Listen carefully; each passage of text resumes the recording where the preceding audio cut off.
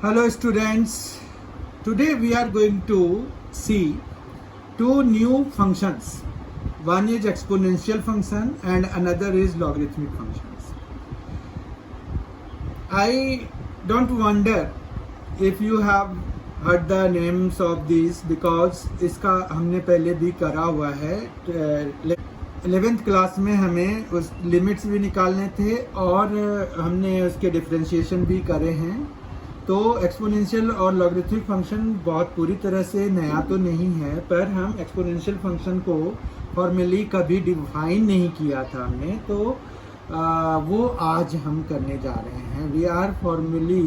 We will formally define exponential function and logarithmic function. तो पहले हम देखें एक्सपोनेंशियल फंक्शन होता क्या है. तो उसके लिए हम एक ग्राफ बनाते हैं. ठीक है, ग्राफ एक छोटा सा बनाते हैं हम यहाँ पर. तो हमने ये कोऑर्डिनेट एक्सेस बना लिया. अब यहाँ पर क्या है कि ये x है, ये y है, और एक्सपोनेंशियल तो एक्सपोनेंट से बना हुआ है ना. तो हमारे पास जैसे अगर y is equal to x square लिया तो ये एक एक्सपोनेंशियल फंक्शन कंसिडर हो सकता है, या y is equal to x cube, या y is equal to x power 4. इस तरह से अगर हम फंक्शंस लें तो सबसे पहले हम एक ग्राफ बनाते हैं. तो यहाँ पर y is equal to x का जैसे हमने एक ग्राफ बनाया, तो y is equal to x का ग्राफ तो कुछ इस तरह से बनेगा. ये y is equal to x का ग्राफ हो गया. उसके बाद जो है y is equal to x square का ग्राफ जब हम बनाएंगे तो it will go like this one, right. फिर जब हम एक्स क्यूब का ग्राफ बनाएंगे तो ये शुरुआत में तो नीचे रहेगा, पर थोड़ा वो जैसे जैसे वैल्यू जाएगी तो वो ऊपर को हो जाएगा. ठीक है, इसको अगर हम दूसरे पेन से बनाएं, दूसरे कलर के पेन से बनाएं, तो ये बेटर दिखेगा. ये वाला रेड वाला जो हमारा है वो वाला ये कुछ इस तरह से निकल जाएगा. ठीक है, ये हो गया एक्स क्यूब के लिए. y is equal to x cube के लिए ये फंक्शन हो गया, जबकि ये y is equal to x square के लिए है. ठीक है, let us take another colour pen and फिर ये जो है ये जैसे ये है, ये कुछ इस तरह से बनेगा कि ये इधर से जाएगा लेकिन ये इधर को ऐसे होगा. तो हम देख रहे हैं कि जैसे जैसे हम डिग्रीज बढ़ाते जा रहे हैं, ये ग्रीन वाला जो है वो किसका है, y is equal to x power 4 का है. तो जैसे जैसे हम डिग्री बढ़ाते जा रहे हैं तो और फिर वैल्यूज हम x पे जैसे बढ़ते जाते हैं तो वो पैरेलल टू y एक्सिस बनते जा रहा है. ये देखिए ग्रीन वाला ज़्यादा पैरेलल टू x एक्सिस है, उससे थोड़ा सा कम हमारा एक्स क्यूब वाला है, फिर एक्स स्क्वायर वाला है, और x तो खैर इधर को ही निकल गया है. ठीक है, तो इस तरह से. और अगर हम एक और फंक्शन कंसीडर करते हैं कि y is equal to 10 power x, तो y is equal to 10 power x जब हम कंसीडर करेंगे तो उसका ग्राफ कुछ इस तरह से बनेगा. ठीक है, ये y is equal to 10 power x का ग्राफ है. वो यहाँ पर क्या हुआ कि ये 0 1 है, मतलब जब हमें y की वैल्यू 0 और 1 के बीच में लाई कर रही है तब तक तो ये 1 से छोटा मतलब चलता रहेगा, लेकिन x में ये बहुत ज़्यादा वैल्यूज निकल जाएगी. और फिर यहाँ पर जो है ये जैसे ही हम पॉजिटिव जोन में जाते हैं, ये नेगेटिव जोन में है. ठीक है, नेगेटिव जोन में भी ये जाके कभी भी y एक्सिस को इंटरसेक्ट नहीं कर रहा है. आप देखिए ये आप कितना भी बढ़ा देंगे ये कभी भी y एक्सिस को नहीं टच करेगा. ठीक है, फाइन. तो ये जो है ये ऑलमोस्ट पैरेलल हो जाएगा कुछ दूर जाके, फिर ये कुछ इस तरह से बन रहा है. तो ये 1 0 है, और ये भी इंटरसेक्ट भी ये 1 पे ही करते हैं. ये थोड़ा सा ग्राफ ऊपर को चला गया है, ये भी 1 पे ही करते हैं. तो ये 1 1 पे एक तरह से हमारा इंटरसेक्ट कर जाते हैं. ठीक है, ये सारे, क्योंकि देखिए आप 1 1 सब पे पॉइंट है, 1 1 सेटिस्फाई हो रहा है ना. यहाँ पर भी 1 1, यहाँ पर भी 1 1, यहाँ पर भी 1 1 1. तो ये 1 1 तो पॉइंट है, तो ये इतना दूरी पे रह जाता है. तो ये जो एक्सपोनेंशियल फंक्शन है बेसिकली ये वाला है. ठीक है, ये तो हमारा पॉलिनोमियल फंक्शन है, ये तो हमें पता ही था. ठीक है, तो ये एक्सपोनेंशियल फंक्शन है कि अगर किसी कांस्टेंट पर वेरिएबल पावर हो तो वो एक एक्सपोनेंशियल फंक्शन कहलाता है. और एक्सपोनेंशियल फंक्शन वो फंक्शंस होते हैं जो बहुत रैपिडली ग्रो करते हैं, मतलब बहुत इंक्रीजिंग हैं, और स्टिप राइज मतलब बहुत तेजी से ग्रो करते हैं as compare to some other algebraic functions, ये हमेशा ज़्यादा तेजी से ग्रो करते हैं। तो ये बहुत रैपिडली इंक्रीजिंग फंक्शन होते हैं, ठीक है। तो इसी को हम 10 पावर x हो जाए या y is equal to 2 power x हो जाए या 5 पावर x हो जाए, तो इनको हम एक्सपोनेंशियल फंक्शन कहते हैं, जिसमें कि कांस्टेंट की पावर में वेरिएबल हो, ठीक है। अब हम एक्सपोनेंशियल फंक्शन को फॉर्मली डिफाइन करते हैं कि एक्सपोनेंशियल फंक्शन विद बेस, यहाँ पर बेस जो है 2 है, ये बेस है, ठीक है। तो बेस जो है अगर हम बेस b मान लें, ठीक है, तो एक एक्सपोनेंशियल फंक्शन को हम डिफाइन कैसे करेंगे, y is equal to b power x, ठीक है। यही आप चाहे तो fx is equal to b power x define कर लो। तो ये जो है ये एक एक्सपोनेंशियल फंक्शन है। यहाँ पर हमने कंडीशन ये रखी है कि b जो है ग्रेटर देन 1 होना चाहिए, सॉरी b जो है ग्रेटर देन 1 होना चाहिए। तो ये एक एक्सपोनेंशियल फंक्शन हो जाएगा इज ग्रेटर देन 1 के लिए, ठीक है। तो फिर यहाँ पर अगर b ग्रेटर देन 1 है तभी ये एक्सपोनेंशियल फंक्शन हम लेते हैं, ठीक है।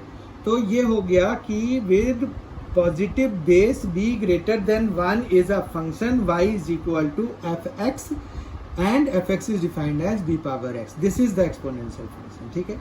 अब इसमें अगर कुछ देखें कि कुछ फीचर हैं हमारे पास, कुछ फीचर क्या हैं, तो अगर ये एक्सपोनेंशियल फंक्शन है ना 10 पावर x है, तो इसी तरह से b अब कोई भी ग्रेटर देन 1 है अगर, तो ये कुछ इसी तरह का बनेगा हमारे पास, लेकिन मतलब overall shape will remain same. तो हम शेप के बेसिस पर इसको डिफाइन कर सकते हैं कि हमारे पास पहले अगर देखें सम स्पेशल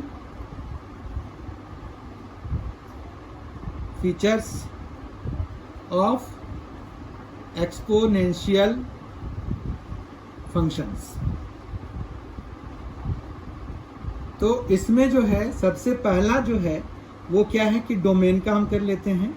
तो डोमेन बताइए इसका क्या है, डोमेन हमारे पास कोई भी रियल नंबर है, ठीक है ना। तो रियल नंबर को हम ऐसे लिख देते हैं, तो any real number will be the domain. फिर दूसरा जो है हमारे पास इसका रेंज कितना है, तो रेंज में देखिए ये y एक्सिस के नीचे कभी भी नहीं जा रहा, तो इसका मतलब है कि इसका रेंज जो है पॉजिटिव रियल नंबर है। तो ये हम ऐसा मान सकते हैं कि ग्रेटर देन 0 है, तो या पॉजिटिव रियल नंबर हम लिख लेते हैं इसको, पॉजिटिव रियल नंबर इसका रेंज है, ठीक है। Positive real number is the range of exponential function. फिर थर्ड जो फीचर है इसका स्पेशल फीचर में से 0 1 जो है इस पर हमेशा पॉइंट लाई करेगा, चाहे आप 10 पावर x लेते हैं, 2 पावर x लेते हैं, 3 पावर x लेते हैं। तो ये क्यों, क्योंकि 2 पावर 0 x की वैल्यू जब 0 लेंगे तो वो 1 हो जाएगा, चाहे बेस जो मर्जी हो जाए। तो इस हिसाब से पॉइंट 0 1 जो है always lies on the graph, ठीक है। ये जो है हमेशा लाई करता है ग्राफ पे, ओके। फिर ये हमेशा इंक्रीज करेगा जैसे जैसे वैल्यूज ऑफ एक्स बढ़ा रहे हैं, तो देखिए तो ये क्या हो गया, एवर इंक्रीजिंग हो गया, राइट। यहाँ तक भी कोई दिक्कत नहीं है, एवर इंक्रीजिंग फंक्शन होता है, ये भी समझ में आ गया। उसके बाद for very large negative values of x the exponential function is very close to 0। यहाँ पर देखिए क्या हो रहा है, ये जैसे जैसे वैल्यूज हम बढ़ाते जा रहे हैं, देखिए ये वैल्यूज अगर हम नेगेटिव साइड में बढ़ाते जाएंगे तो ये जो है बढ़ता जाएगा, लेकिन ये हो गया कि for very large negative values of x the exponential function is very close to 0 but it will never cross y axis, fine. तो ये जो है ये भी एक फीचर है कि बहुत लार्ज नंबर के लिए, तो ये हम खाली मतलब ध्यान रख लेंगे, ओके। तो एक्सपोनेंशियल फंक्शन ये हो गया। फिर हमारे पास एक्सपोनेंशियल फंक्शन में अगर बेस जो है, बेस हमारा b जो है वो 10 है, ठीक है। If b is equal to 10, तो हम इसको क्या कहेंगे, कॉल्ड कॉमन एक्सपोनेंशियल फंक्शन, इसको हम कॉमन एक्सपोनेंशियल फंक्शन कहते हैं, ठीक है।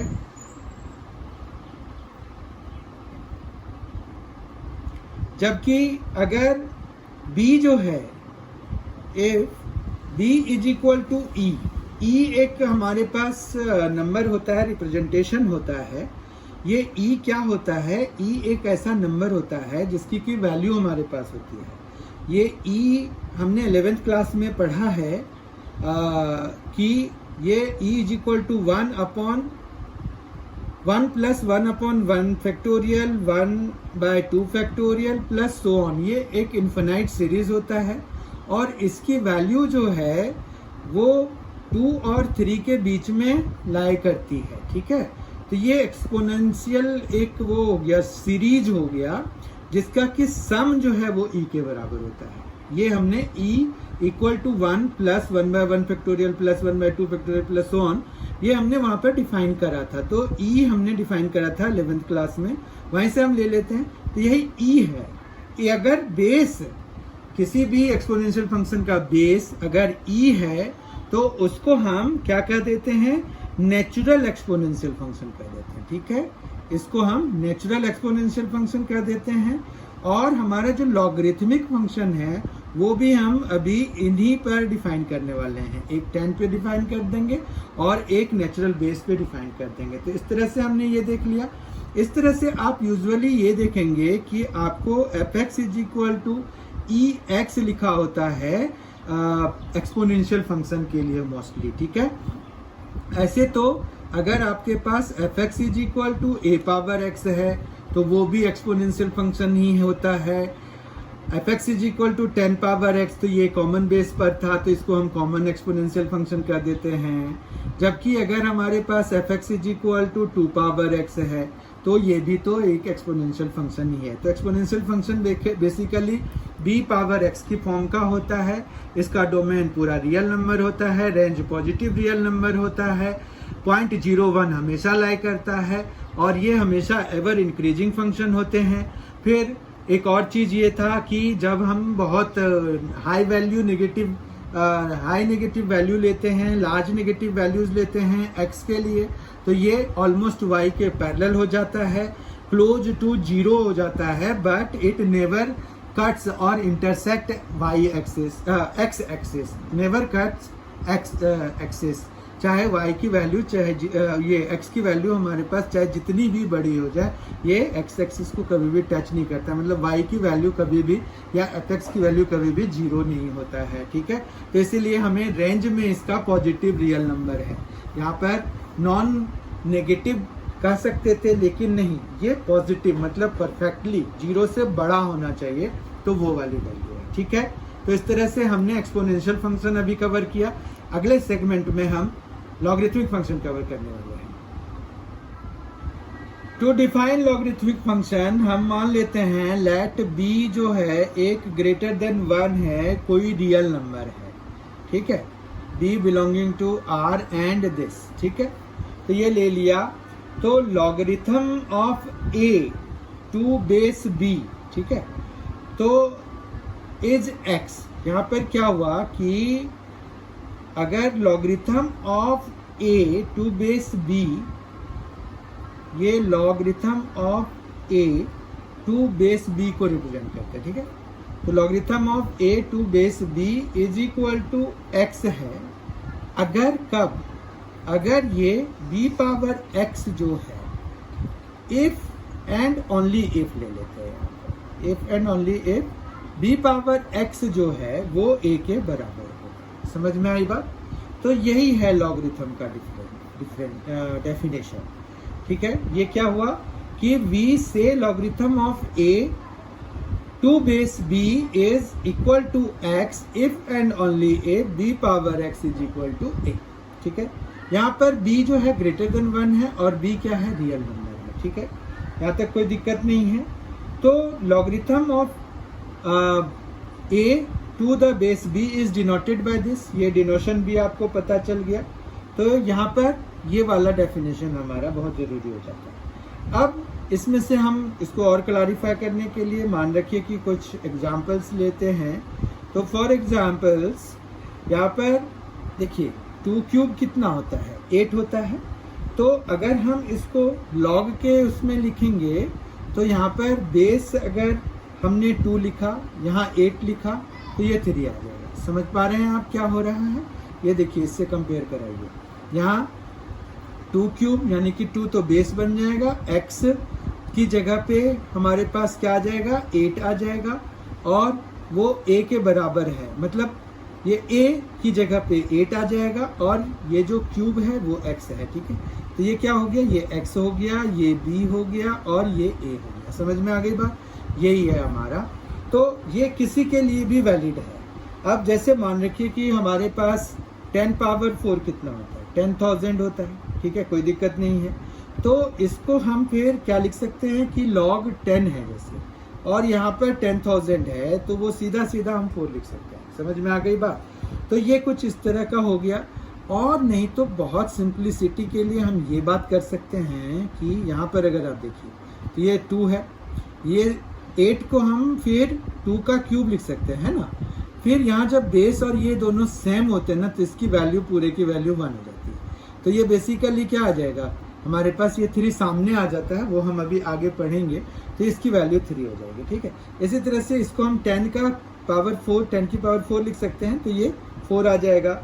इसी तरह से अगर 625 है तो उसको हम 5 पावर 4 लिख सकते हैं, या फिर 25 का स्क्वायर लिख सकते हैं। तो लॉग वाइज जो है हमारे पास क्या आ जाएगा, लॉग अगर हमने बेस 25 और इधर नंबर 625 रखा हुआ है तो वो 2 के बराबर आ जाएगा। ठीक है, अगर हमने बेस को फिक्स कर दिया कि b जो है वो ग्रेटर देन 1 है, ये हमने पहले भी फिक्स किया हुआ है, तो अगर लॉगरिथमिक फंक्शन को डिफाइन करें तो हमारे पास ये हो जाएगा कि x जो है log bx is equal to y if b power y, ये b power y is equal to x। तो यही फिर से वही अनदर नोशन हो गया।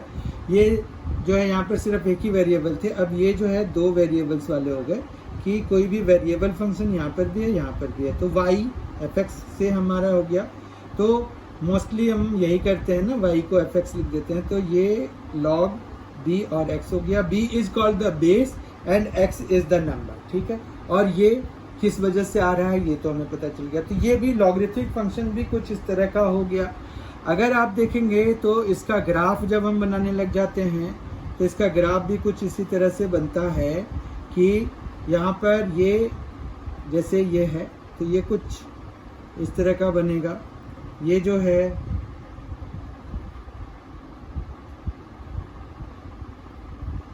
इस तरह से बनता है।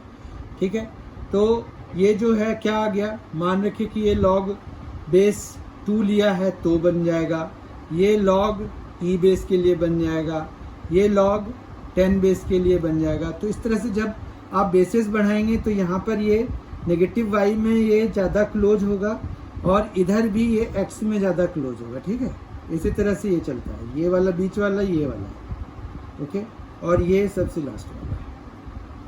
ओके, तो यहाँ पर देखिए बेसिस आपका चेंज होता गया क्योंकि e की वैल्यू 2 और 3 के बीच में, यानी कि इससे तो बड़ी है, तो उसका बीचों बीच बन रहा है। ये है e log base e x के लिए। ठीक है, जबकि ये वाला है log बेस 2 के लिए और ये है log 10 के लिए। ठीक है, log x बेस 10 के लिए। ठीक है, आप देख लीजिए ये e वाला बीच के वाला है और ये वाला। ठीक है, समझ में आ गया। तो इस तरह से अगर आप देखें तो यहाँ पर 1 0 हमेशा लाई करेगा, जिस तरह से एक्सपोनेंशियल फंक्शन में क्या लाई कर रहा था 0 1, ये एक्सपोनेंशियल फंक्शन कुछ इस तरह का बनता है। तो यहाँ पर 0 1 हमेशा लाई करता है। ठीक है, जबकि आपका लॉग वाले पे 1 0 हमेशा लाई करेगा। ये जैसे y equal to e x का हम मान सकते हैं कि ग्राफ है, तो y equal to e x का ग्राफ है। उस तरह से अगर हम यहाँ पर एक लाइन बनाएं y इक्वल टू x का और उस पर अगर एक मिरर रख दें तो ये इसका जो इमेज है वो ex वाला, e वाला, ये वाला बन जाएगा। ठीक है, तो ये क्या हो जाएगा, ये दोनों इमेजेस हैं, यानी कि ये इनवर्स फंक्शंस हैं। तो logarithmic functions are inverse of exponential function and vice versa, मतलब एक्सपोनेंशियल फंक्शन को हम इनवर्स ऑफ लॉगरिथमिक फंक्शन बोल सकते हैं। अब हम अगर यहाँ पर फिर से वो सारी चीज़ें देखें कि अगर हमने बेस को 10 ले लिया बेस 10 ले लिया तो वो कॉमन लॉगरिथम हो जाता है, ठीक है, उसको हम क्या कर देते हैं, कॉमन लॉगरिथम। इसी तरह से जब हम एक्सपोनेंशियल बेस लेते हैं, अगर b जो है b is equal to e है तो वो नेचुरल लॉगरिथम हो जाता है, ठीक है, नेचुरल लॉगरिथम हो जाता है। तो इस तरह से हमारे पास बेस e के लिए नेचुरल लॉगरिथम हो गया, जबकि ये कॉमन लॉगरिथम हो गया। फिर ये जो है इसका अगर हम देखें तो लॉगरिथम का कोई मीनिंगफुल डेफिनेशन नहीं बनता है जब हम जो है नॉन पॉजिटिव नंबर लेते हैं, ठीक है। तो इसका मतलब ये है कि हमें x ग्रेटर देन 0 लेना ही पड़ेगा। तो इसका जो डोमेन है वो क्या हो जाएगा, डोमेन इसका डोमेन जो है वो r पॉजिटिव हो जाएगा, पॉजिटिव रियल नंबर हो जाएगा। क्यों? क्योंकि we can not make a meaningful definition of logarithm of non positive numbers and hence the domain of log function is r plus, मतलब पॉजिटिव रियल नंबर है। दूसरा, इसका रेंज अगर देखें तो ये रेंज हमारा कोई भी पॉजिटिव नंबर है, क्योंकि y की वैल्यू देखिए ये नेगेटिव साइड भी जा रही है जो कि उसके अगेंस्ट है। मतलब हमारे पास एक्सपोनेंशियल फंक्शन में जो रेंज था वो हमेशा पॉजिटिव होता था और जो डोमेन था वो कोई भी रियल नंबर था। तो यहाँ पर डोमेन हमारा पॉजिटिव हो गया, वो इनवर्स फंक्शन में होता ही है हमारे पास, और ये होल रियल नंबर हो गया रेंज हमारा। फिर हमने यहाँ पर वहाँ पर 0 1 था, यहाँ पर 1 0 लाई कर रहा है। ये देखिए आप 1 0 always lie on the graph of F जो लॉग फंक्शन होता है, तो always lies on the graph, ठीक है। फिर फोर्थ ऑब्जर्वेशन जो है हमारे पास वो है कि log function is ever increasing. फिर से यहाँ पे देखिए आप x की वैल्यू बढ़ा रहे हैं तो y की भी वैल्यू बढ़ती जा रही है, यानी कि ये भी एवर इंक्रीजिंग है और एक्सपोनेंशियल फंक्शन भी एवर इंक्रीजिंग ही था, तो ये एवर इंक्रीजिंग फंक्शन है। फिफ्थ जो है, अगर हमारे पास x की वैल्यू 1 से कम, मतलब बहुत नियर टू 0 आ जाता है, तो y की वैल्यू बहुत ज़्यादा हो जाती है नेगेटिव में, ठीक है। तो ये जो है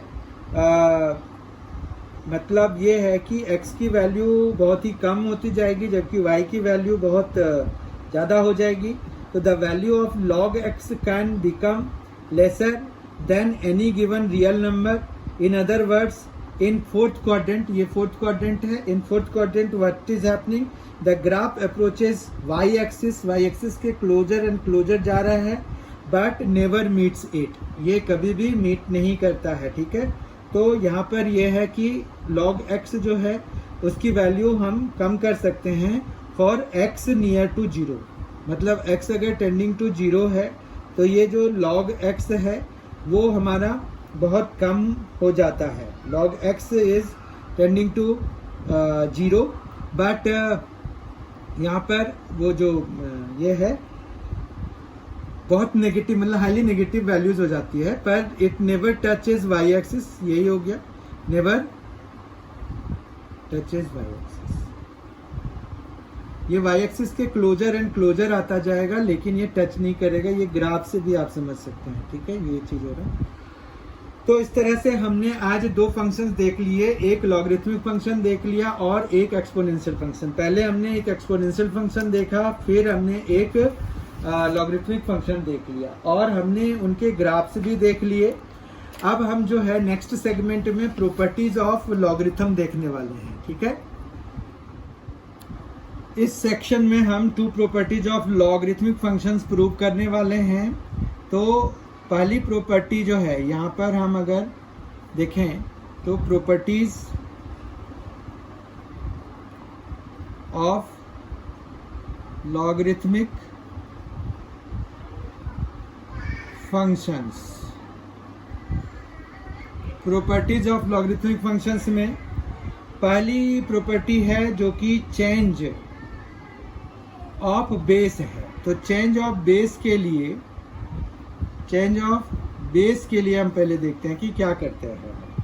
मान रखो कि हमारे पास लॉग यहाँ पर बेस a लिया है वो अल्फा के बराबर है, लॉग बेस बी लिया है, नंबर हमारा पी ही है, उसकी वैल्यू बीटा के बराबर है, और एक थर्ड है जो कि ए है और बेस बी है, वो हमने गामा के बराबर लिया है। ठीक है, अगर इस तरह से देखें तो ये A alpha is equal to P के बराबर हो गया, ये B power beta is equal to P के बराबर हो गया, और तीसरे में ये B power gamma is equal to A के बराबर हो गया। ठीक है, अब अगर ये ए की वैल्यू हम यहाँ पर लगा दें तो ये क्या आ जाएगा, बी गामा और उस पर पावर अल्फा, और ये पी की जगह पे हम बी पावर बीटा लिख देते हैं।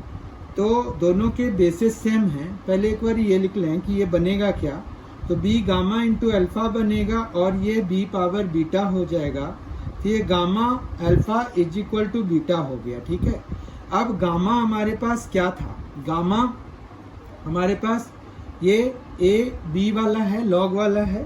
तो अगर हम यहाँ पर से देखें तो हम इसको क्या लिख सकते हैं, अल्फा को क्या लिख सकते हैं, alpha is equal to beta by gamma लिख सकते हैं। अब अल्फा हमारे पास क्या है, लॉग ए पी है, फिर बीटा हमारे पास क्या है, लॉग बी पी है, और गामा हमारे पास क्या है, लॉग बी ए है। तो इस तरह से ये चेंज ऑफ बेस फॉर्मूला हो गया कि ये दोनों बेस तो सेम रखते हैं, यहाँ पर P और यहाँ पर A है, तो ये जो नंबर देखिए यहाँ पर ये P यहाँ से आ गया और यहाँ इसका बेस बन गया, तो ये चेंज ऑफ बेस फॉर्मूला है। ठीक है, तो एक तरह से चेंज ऑफ बेस फॉर्मूले को हमने प्रूव कर लिया। ठीक है, फिर हमारे पास एक प्रॉपर्टी ये हो गई। दूसरी प्रॉपर्टी जो है वो इंटरेस्टिंग प्रॉपर्टी है कि इसका प्रोडक्ट पे क्या असर पड़ता है। तो अगर मान रखिए कि हमने सपोज कर लिया कि एक बेस बी है और यहाँ पर दो नंबर्स का प्रोडक्ट हमने ले लिया, वो किसके बराबर ले लिया, अल्फा के बराबर ले लिया। तो इसका क्या मतलब हुआ, इसका मतलब हो गया कि beta power alpha, B power alpha is equal to P Q हो जाता है ना, ये लॉग का डेफिनेशन यही तो है। अब यहाँ पर इसका ये मतलब हो गया कि अगर हम जो है इनको इस तरह से सपोज करें कि अगर हमने ये सपोज किया हुआ है कि लॉग बी बेस है और पी नंबर है वो बीटा के बराबर है, एंड लॉग यहाँ पर बी बेस है क्यों, और वो जो है गामा के बराबर है। ठीक है, तो इसका मतलब तो यही हो गया ना कि बी पावर बीटा जो है वो पी के बराबर है, और बी पावर गामा जो है वो क्यू के बराबर है। ठीक है, इतना समझ में आ गया होगा, कोई दिक्कत नहीं है। तो अगर हमने ये सपोज किया है कि ऐसा है, ठीक है, तो अगर P और Q की जगह पे यहाँ पे डाल दें तो वो क्या आ जाएगा हमारे पास, ये B power alpha is equal to P की जगह पे हमने B पावर बीटा डाल दिया, जबकि Q की जगह पे B पावर गामा डाल दिया, तो ये B power beta plus gamma हो जाएगा। ये alpha is equal to beta plus gamma के बराबर हो जाएगा। लॉज ऑफ एक्सपोनेंट से हमें पता है कि जब बेसिस सेम है तो उनके पावर्स को हम कंपेयर करा सकते हैं, तो alpha is equal to beta plus gamma हो जाएगा। ठीक है, तो इस तरह से हमारे पास ये क्या बन जाएगा, अल्फा की जगह पे क्या आ जाएगा, ये है हमारा अल्फा, तो ये आ गया लॉग बी है और ये पी क्यू इंटू क्यू के बराबर है, जबकि बीटा हमने क्या माना हुआ है, ये माना हुआ है, तो ये आ जाएगा लॉग बी बेस बी और पी है, प्लस फिर ये गामा की जगह पे क्या आ जाएगा, लॉग क्यू आ जाएगा, जबकि बेस बी के बराबर है। तो ये हम देख पा रहे हैं कि क्या है, अगर हम इन जनरल ये बताएं तो हमारे पास ये सीधा सीधा आएगा कि log x इंटू वाई है, बेस चाहे e है, तो हम उसको log e x plus log y base e लिख सकते हैं। ठीक है, तो ये क्या हुआ कि प्रोडक्ट जो है सम में कन्वर्ट हो जाता है। ठीक है, तो इस तरह से हमने देखा कि प्रोडक्ट पे log का क्या असर पड़ता है, ये प्रोडक्ट को सम में चेंज कर देता है। ठीक है, a particular interesting and important consequence of this is when P is equal to Q. Now we have already seen that if we have base B and it is p into q, then we can write it like p base b plus q base b, right? We can write it like this one. Now if p and q are same, that means p square p is equal to q, then what will happen? Log b base p square will be there. Now it can be written as b p again b p, so it will be twice of log b p. Fine, there is no problem. तो क्या हुआ कि हम जो है इसको p square, अब इसी तरह से अगर हम इसको n टाइम्स तक बढ़ा दें, मतलब p की पावर n कर दें, तो ये हमारा क्या हो जाएगा? n log p base b, ये हम लिख सकते हैं. तो ये एक बहुत ही इंटरेस्टिंग प्रॉपर्टी है, बहुत ही अच्छी प्रॉपर्टी है. तो इन जनरल ये हो गया कि अगर log x पावर y है, बेस हमारा e है, तो हम इसको y log x base e लिख सकते हैं. ठीक है, तो ये जो है हमारे पास पावर वाली एक प्रॉपर्टी आ गई. तो ये बहुत ही इंपॉर्टेंट प्रॉपर्टी है. एक और चीज है ये कि अगर हमारे पास log यहाँ पर बेस b है, p बाय q होगा, तो वो क्या हम लिख सकते हैं? log p minus log q, base हमारा सेम ही रहेगा. ये हमारा उस तरह से हो गया कि log अगर x बाय y है, बेस e है, तो हम इसको log x minus log y लिख सकते हैं. तो इन सभी प्रॉपर्टीज का हम यूज करेंगे. इसमें अगर कोई कंफ्यूजन है तो ये आप इस तरह से समझ सकते हैं कि log e x by y को आप कैसे लिख सकते हैं? आप लिख सकते हैं log x y की पावर -1 लिख सकते हैं. अब इसको हम अगर प्रॉपर्टी वाइज देखें तो log e x, और इसको हम लिख सकते हैं log e y की पावर -1. फिर अभी हमने देखा कि जब हमारे पास पावर n होता है, जहां पर कि n कोई भी रियल नंबर हो सकता है, यहाँ पर n जो है कोई भी रियल नंबर हो सकता है. लेट अस मेंशन इट कि n बिलोंग्स टू r, मतलब एनी रियल नंबर हम ले सकते हैं. तो ये जो है अब यहाँ -1 है, ये सामने में आ जाएगा, तो ये आ जाएगा माइनस लॉग. तो ये एक तरह से इसका प्रूफ भी हो गया कि हमारे पास अगर कोई डिवीजन में है तो वो माइनस में चेंज हो जाता है. ठीक है, इतना क्लियर हो गया. अब हम जो है इस पर देखते हैं कि एक्सपोनेंशियल एक्स का डिफरेंशिएशन क्या होता है. एक्सपोनेंशियल एक्स का डिफरेंशिएशन हमने 11th क्लास में किया था, वो होता है ई एक्स ही होता है. तो differentiation of E x is E x itself. ठीक है, और जो log x का डिफरेंशिएशन होता है, एक्चुअली ये LOG हम लिख तो लेते हैं, पर वो हमें चूंकि लिबर्टी मिली हुई है, पर हमें अगर एक्सपोनेंशियल बेस की बात करते हैं तो ln यूज होता है उसके लिए. ठीक है, लेकिन हमें ये यहाँ पर उन्होंने लिबर्टी दिया हुआ है कि हम जो है log x का मतलब ln x ही है. यहाँ पर log x जो है फॉर द टाइम बीइंग, ठीक है, ये ln x है, क्योंकि हमने e बेस एज्यूम करना है यहाँ पर. अदरवाइज अगर कुछ बेस नहीं लिखा हुआ है तब तो हम e लेंगे, अगर कुछ बेस लिखा हुआ है तब तो हमें वही लेना पड़ेगा. ठीक है, तो e बेस अगर कुछ नहीं लिखा हुआ यानी कि e बेस है, और मतलब वो ln x के बदले में हम log x यूज कर रहे होते हैं. ठीक है, तो हमने यहाँ पर ये बस एक नोटेशनल चीज जो ध्यान रखना है थ्रू आउट द सिलेबस जो भी हम कवर करेंगे 12th स्टैंडर्ड में CBSE कोर्स के हिसाब से, तो उसमें हमें log x log natural base मतलब ln x को ही रिप्रेजेंट कर रहा होगा. ठीक है, तो ये इसका डिफरेंशिएशन हो गया. इस तरह से अगर हम देखें तो एक्सपोनेंशियल माइनस x का डिफरेंशिएशन क्या हो जाएगा? वो हो जाएगा एक्सपोनेंशियल माइनस x, फिर माइनस x का डिफरेंशिएशन यानी कि -1 से मल्टीप्लाई कराना पड़ेगा. ठीक है, इसी तरह से अगर हम d by d x sine log x की बात करें तो यहाँ पर भी चेन रूल लगेगा.